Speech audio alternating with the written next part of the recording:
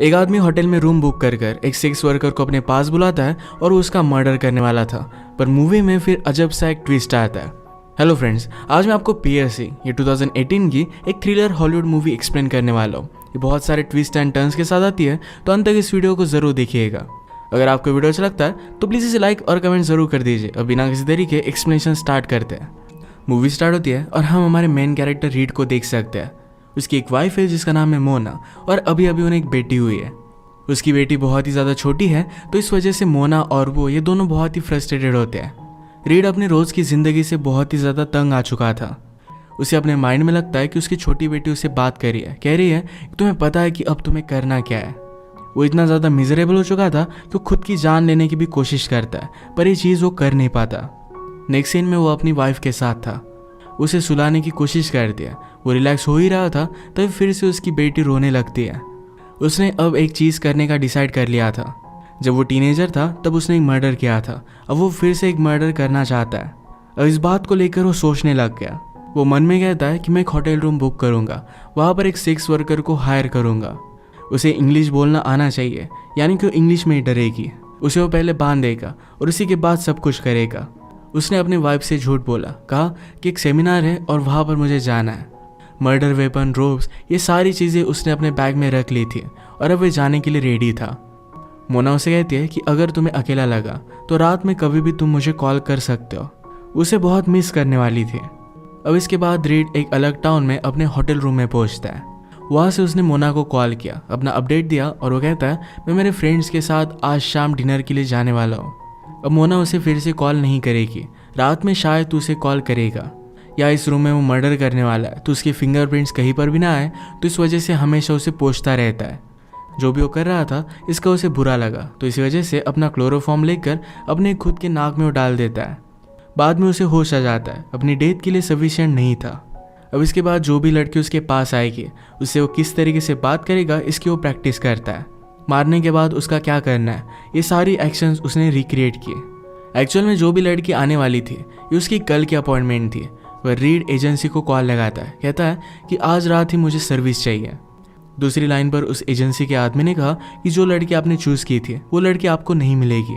अगर वो आएगी तो बहुत ही ज़्यादा लेट हो जाएगी। अगर आप चाहो तो दूसरी लड़की को मैं भेज सकता हूँ। रीड इस बात के लिए मान जाता है। इसके बाद जो लड़की आने वाली है वो हमें दिखाई जाती है। ये हमारी और एक मेन कैरेक्टर है और इसका नाम है जैकी। आजकल जैकी बहुत ही ज़्यादा डिप्रेस थी। जो भी वो करती है ये काम अब उसे नहीं करना। उसे खुद की घिन आने लग गई थी। पिछले 1-2 दिनों से वो अपने काम पर भी नहीं गई थी, तो उसे अपनी एजेंसी से कॉल आता है। अर्जेंटली उसे रीड के पास जाने के लिए कहा गया। जैकी फाइनली रेडी होती है और वो रीड के पास आ गई। उसने रीड को देखने के बाद ज़रा एनालाइज किया और अपनी एजेंसी को बात कर दिया। एजेंसी वाले पूछते हैं कि क्या रीड ठीक ठाक है।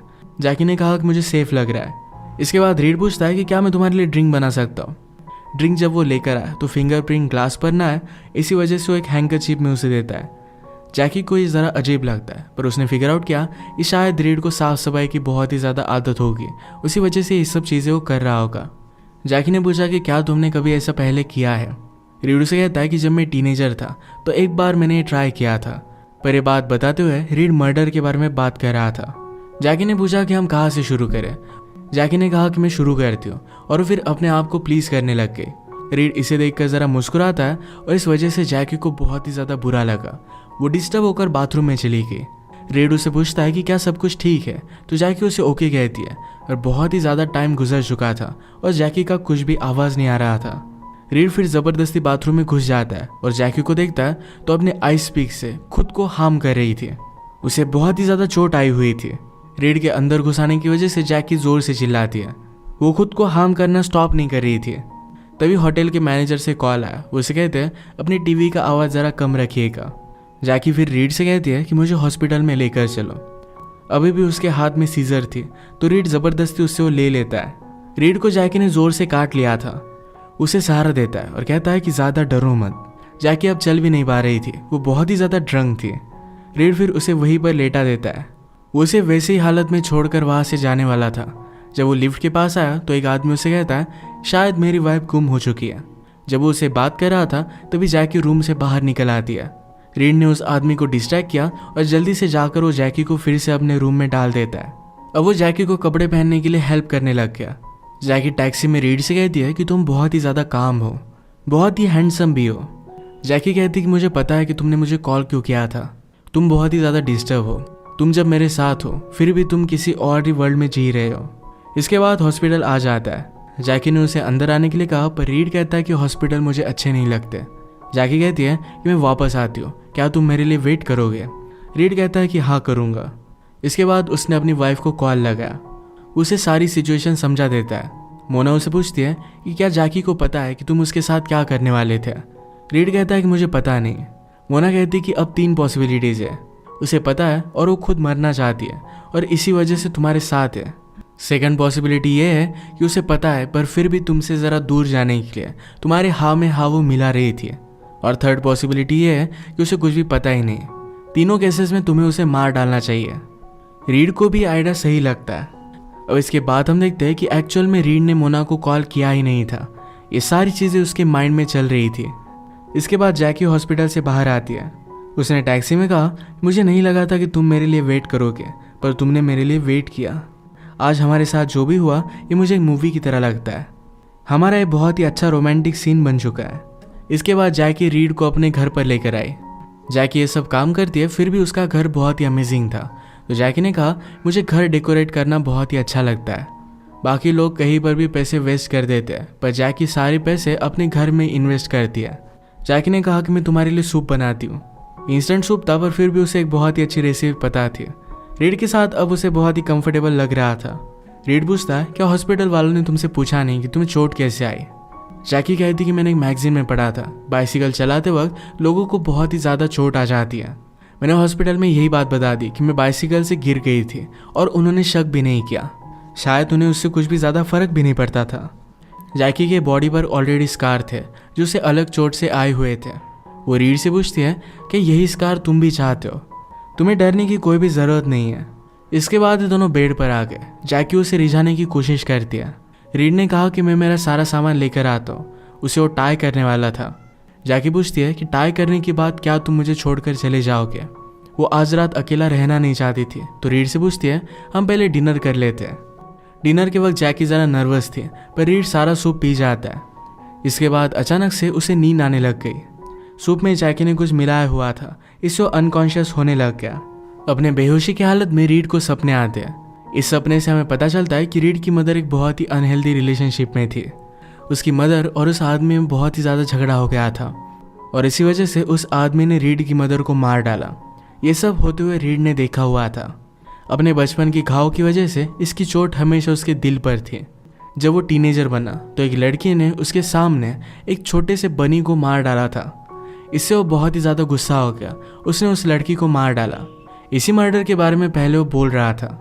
अब बहुत सारे साल गुजर जाने के बाद मैरिज की वजह से वो तंग आ गया था और उसी वजह से अब फिर से मर्डर करना चाहता था। डिनर के पहले जैकी ने रीड से कहा था कि क्या तुम्हें खुद के स्कार्स चाहिए? रीड ने इस पर मना नहीं किया था, तो जैकी एक स्क्रू ड्राइवर लेकर आती है। ये जोर से उसके फेस पर मारती है। अब इस जख्म की वजह से रीड को भी एक स्कार मिल जाएगा। रीड को जख्मी करने के बाद जैकी उसके पास आ गए। थोड़ी देर में रीड को जब होश आता है तो अपने बैग के पास गया। उसने रोप्स निकाली और जैकी को बांधने लग जाता है। उसने कहा कि तुम्हें सिर्फ दर्द तभी होगा जब तुम अपने माइंड में लाओगी कि तुम्हें बहुत ही ज़्यादा दर्द हो रहा है। उसने उसका मुंह भी बांध दिया था। जैकी को लग रहा था कि सिर्फ एक गेम चल रहा है। इसके बाद रीड आइस पिक निकालता है। उसे वो मारने की बात करने लग गया। इस बात से जैकी बहुत ही ज़्यादा डिस्टर्ब हो गई। वो स्ट्रगल करने लग गई, पर रीड ने अपना आइस पिक निकाल लिया था। अभी भी उसने जो सूप पिया था इसका असर उस पर था और उसी की वजह से वो बेहोश हो जाता है। उसके बेहोश होने के बाद जैकी अपने आप को छुड़ा लेती है। उसे एक रीड की डायरी मिली जिसमें उसके साथ जो भी करने वाला था इसके बारे में सब कुछ लिखा हुआ था। रीड के बचपन के बारे में, ये सब क्यों कर रहा है, इस सब के बारे में जैकी को पता चला। सुबह जब रीड को होश आया तो जैकी ने उसे बांध कर रखा था। जैकी रेडी हुई और उसने खुद को एक पियर्सिंग की। रीड पूछता है कि तुम कर क्या रही हो? जैकी ने कहा कि मैं इस इवेंट को याद रखना चाहती हूँ, इसीलिए अपने आप को मार्क कर रही थी। इसके बाद वो रीड के पास आई। इसके बाद उसे कॉफ़ी पिला दिया। उसके पास जो आइस पिक पड़ा हुआ था ये उसने उठा लिया। ये आइस पिक घुसा कर वो रीड को मारने वाली थी। तो रीड कहता है कि अलग लोकेशन पर मारो जहाँ से मरने में उसे ज़्यादा देर नहीं लगेगी। ये सब सिर्फ उसे वो पॉइंट कर कर बता रहा था। जैकी ने फिर उसके मुंह से पट्टी निकाली। रीड कहता है क्या हम पहले खाना खा लें? इसके बाद हम ये सब करेंगे। जैकी इस पर बहुत ही हंसती है। इसका मतलब है अब उसने अपना माइंड चेंज कर लिया है। उन दोनों को पता था कि वो खुद कितने ज़्यादा फॉल्टी है। जैकी को एक सहारे की ज़रूरत थी और रीड भी अपना डार्कनेस छुपाना नहीं चाहता था। एक दूसरे की सारे सीक्रेट्स अब इन दोनों को पता चल चुके हैं। जो भी टाइम इन्होंने एक साथ स्पेंड किया था, इतने में एक दूसरे को लाइक करने लग गए थे। दोनों साइकोपैथ है तो एक दूसरे को एक्सेप्ट कर लेते हैं। अब लास्ट में ये जो दोनों हंस रहे थे, इसका मतलब है अब ये दोनों मिलकर जो करेंगे ये बहुत ही ज़्यादा डेंजरस होगा। इसी के साथ आज की हमारी मूवी एंड हो जाती है। अगर आपको एक्सप्लेनेशन अच्छा लगा तो प्लीज़ इसे लाइक और कमेंट ज़रूर कर दीजिएगा। बहुत सारी मूवीज़ लेकर आते रहता हूँ, तो प्लीज़ इस चैनल को सब्सक्राइब कर दीजिए और बेल नोटिफिकेशन आइकॉन दबाना मत भूलिएगा। हम फिर से मिलेंगे और एक नई मूवी के साथ। तब तक के लिए थैंक यू और आप अपने आप का ख्याल रखिए।